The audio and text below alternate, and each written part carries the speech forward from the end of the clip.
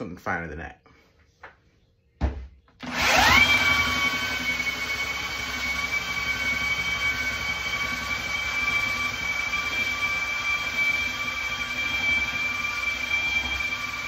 All right, so we have this beautiful cutting board here in process, and I gotta knock some of these edges down because I don't want to run it back through the saw. So I'm just using my